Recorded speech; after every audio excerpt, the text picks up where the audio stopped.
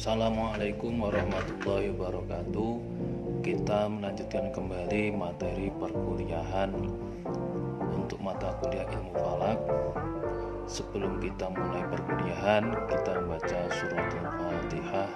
Semoga kita mendapatkan keberkahan dalam mempelajari oleh Allah Subhanahu wa taala. Ala hadhihi niyah wa ala kulli niyatin shalihah. Al-Fatihah.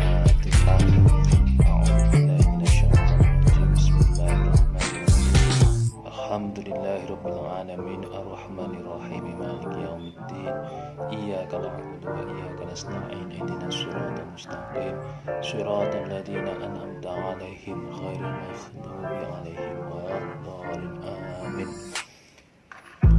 Kita melanjutkan materi selanjutnya berkaitan dengan hisab awal waktu sholat maghrib.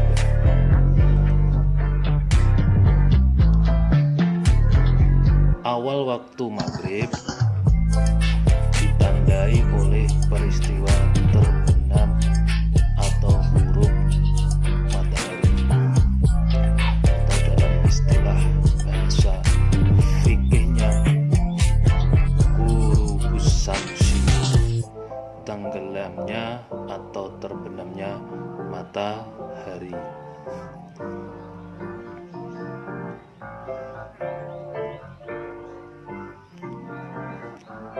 Awal waktu maghrib ditandai oleh peristiwa ghurubus syamsi atau tenggelamnya matahari.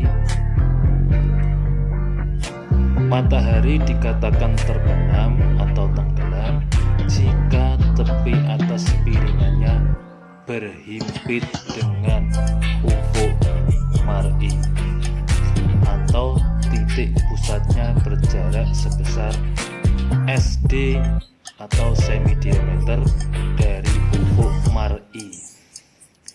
Ufuk mar'i adalah ufuk yang bisa kita lihat. Nilai rata-rata semi diameter matahari adalah 0 derajat 16 menit. Ini adalah ilustrasi ketika piringan matahari berhimpit dengan ufuk mar'i. Ini adalah matahari ketika tenggelam, piringannya berhimpit dengan ufuk. Ufuk itu adalah garis horizontal. Kalau ketika berkaitan dengan mar'i berarti berkaitan dengan observer pengamat di bumi. Fenomena refraksi membuat refraksi adalah pembiasan cahaya. Refraksi adalah pembiasan cahaya membuat matahari tampak lebih tinggi dari posisi sebenarnya. Refraksi benda langit di ufuk adalah 0 derajat 34,5 menit. Ini sudah rumus paten. Pengamatan berkaitan dengan pembiasan cahaya atau refraksi itu sebesar 0 derajat 34,5 menit. Ini adalah ilustrasinya.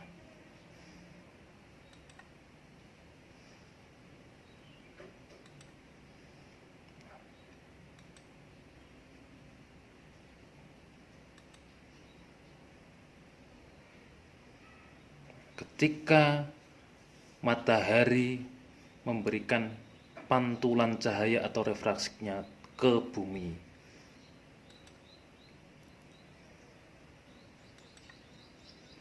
ketika tampak terbenam, titik pusat matahari berjarak sebesar semi diameter plus refraksi dari ufuk mar'i.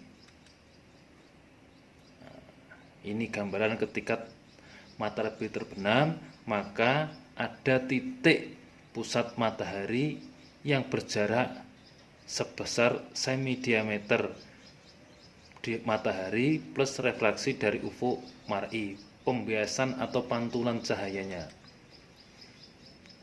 Tempat dengan ketinggian lebih besar dari 0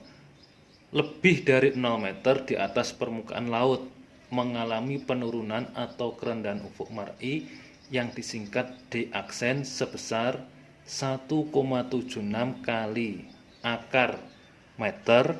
Maksud dari akar meter itu adalah ketinggian tempat dibagi 60. Akar meter ini disesuaikan ketinggian tempat suatu daerah. Semisalnya setiap daerah itu mempunyai ketinggian tempat di atas permukaan laut berapa meter. Contohnya biasanya kalau di stasiun-stasiun itu ada plus minus 5 meter dari permukaan laut, itu adalah ketinggian tempat. Ketika kita menghitung berkaitan dengan ilmu falak, juga memperhatikan ketinggian tempat dengan mengasumsikan ketinggian tempat suatu daerah berapa meter di atas permukaan laut. Kita asumsikan di Semarang itu kurang lebih kita pukul rata 200 meter ketinggian tempat dengan meliputi daerah yang dataran tinggi maupun dataran rendah.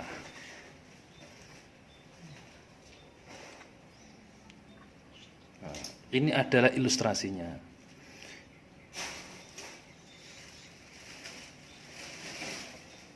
Ketika matahari tenggelam.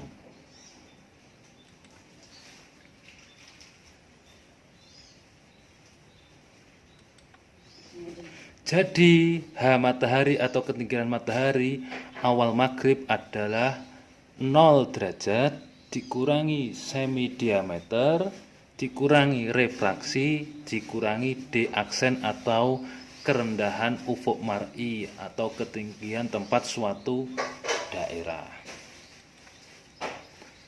Ketika matahari dalam posisi maghrib, lingkaran deklinasi matahari dan lingkaran meridian membentuk sudut waktu atau T maghrib. Seperti yang sebelum-sebelumnya, kita ilustrasikan gambar seperti berikut. Ini adalah lingkaran matahari. Ketika matahari berada di puncaknya atau titik kulminasi, ini matahari. Matahari bergerak ketika zawal samsi, ini adalah waktu sholat duhur. Bergerak sedikit matahari sudah tergelincir, itu masuk waktu sholat duhur. Tapi ketika waktu matahari berada di puncak-puncaknya, itu dinamakan matahari berada di posisi kulminasi atau istiwa. Ini akan membentuk suatu sudut, dinamakan T maghrib. Nah, T maghrib itu kita cari nanti dengan rumus-rumus seperti yang sebelumnya dengan menggunakan sudut waktu sholat maghrib. Nilai maghrib dibagi 15 sama dengan jam T, yakni waktu yang membentang antara WKM dan awal maghrib. Nilai T sama dengan cos T sama dengan min tan lintang tempat kali tan deklinasi plus sin H bagi cos lintang tempat bagi cos deklinasi. Ini akan membentuk sudut plus. Ini H, ketinggian matahari pada saat posisi maghrib. WKM plus jam T maghrib sama dengan awal waktu maghrib. Ini langsung kita next perhitungan. Perhitungan hampir sama dengan perhitungan sholat waktu asar. Tinggal kita bisa membedakan ketinggian mataharinya. Awal maghrib dalam WIB untuk daerah Surabaya dengan ketinggian tempat 30 meter pada tanggal 2 September 2006. Seperti biasa, kita masukkan data lintang tempat dan bujur tempat. Lintang tempat min 7 derajat 15 menit lintang selatan. Sekali lagi, saya ingatkan lintang selatan bermuatan negatif. Kalau toh suatu kota bermuatan lintang utara maka bernilai positif. Bujur tempat 112 derajat 45 menit bujur timur. Deklinasi 11 GMT sama dengan 7 derajat 52 menit 41 detik. Kenapa pukul 11? Kita asumsikan, kita kira-kirakan ini menggunakan jam GMT.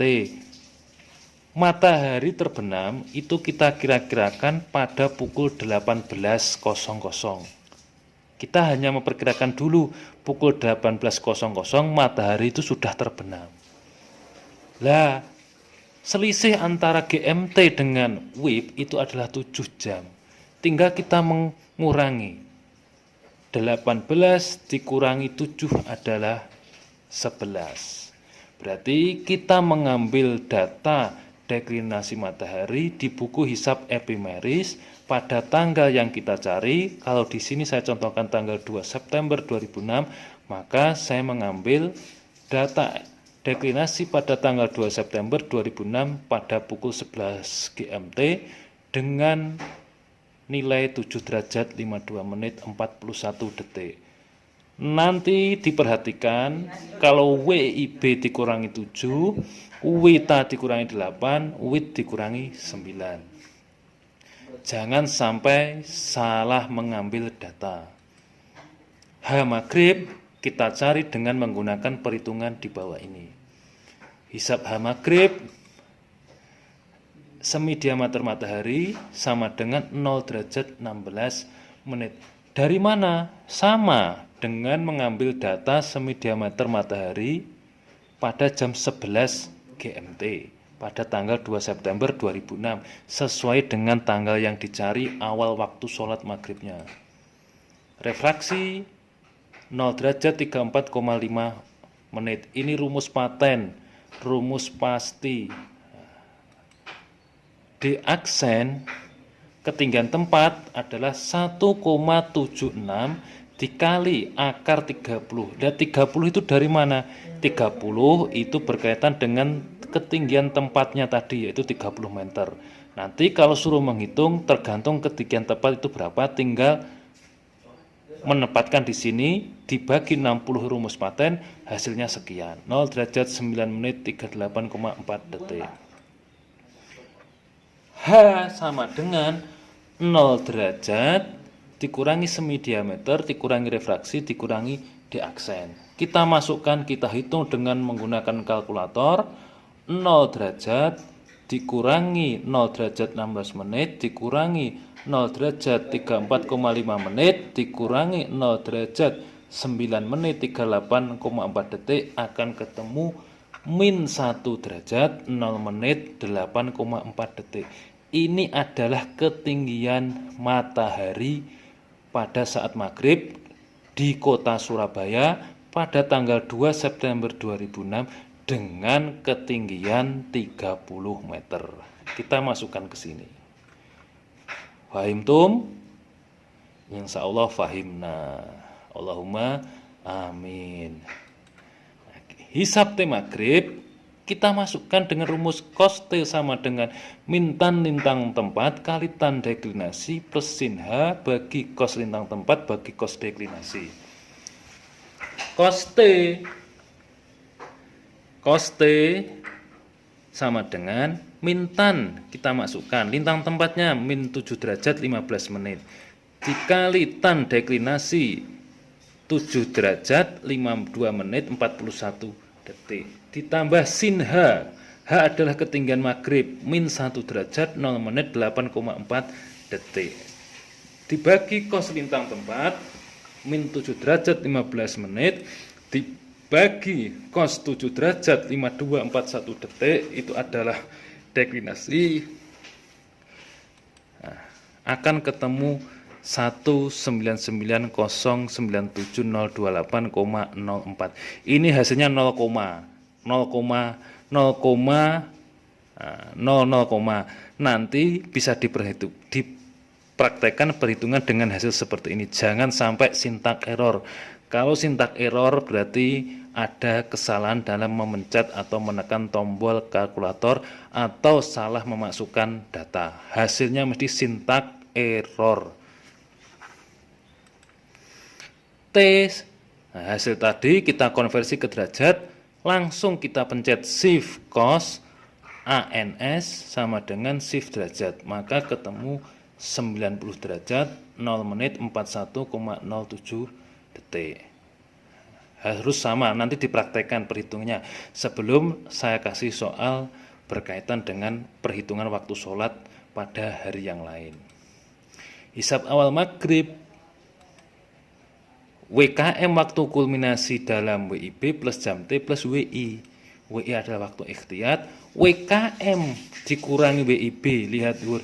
Ingat, WKM itu adalah waktu kulminasi matahari itu pukul berapa.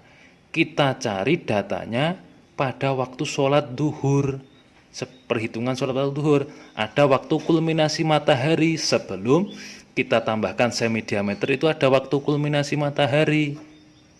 Nah, di mana? Saya contohkan, saya bukakan data waktu kulminasi matahari pada saat sholat duhur.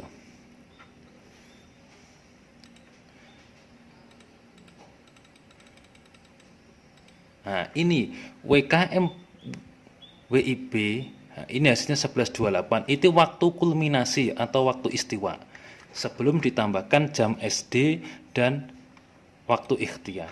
Waktu kulminasi matahari ini nanti digunakan untuk perhitungan waktu sholat selanjutnya, baik asar, maghrib, isya maupun subuh. Tolong diperhatikan jangan sampai ada kesalahan dalam menginput data. Next, kita lanjutkan berkaitan perhitungan waktu asar, maghrib.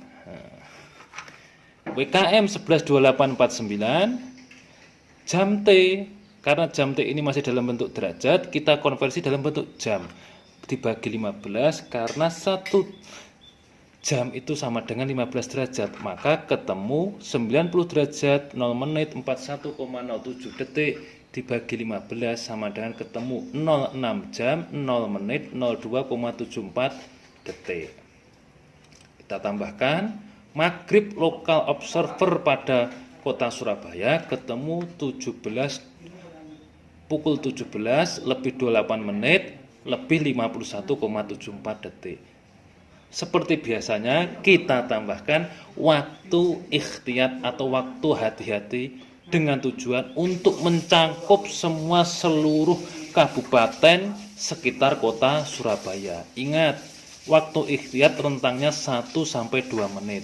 Nah, kita kenapa nggak langsung menuju ke 2 menit? Untuk memudahkan angka terakhir biar bulat tidak ada komanya, kita rentangkan 1 menit, 826 detik. Hasilnya adalah pukul 17.30 waktu Indonesia bagian Barat. Begitu mudah, begitu enak, begitu semangat, semakin semangat dalam mempelajari ilmu falak. Semoga barokah. Allahumma amin. Kurang lebihnya mohon maaf. Next kita lanjutkan perhitungan waktu sholat isya.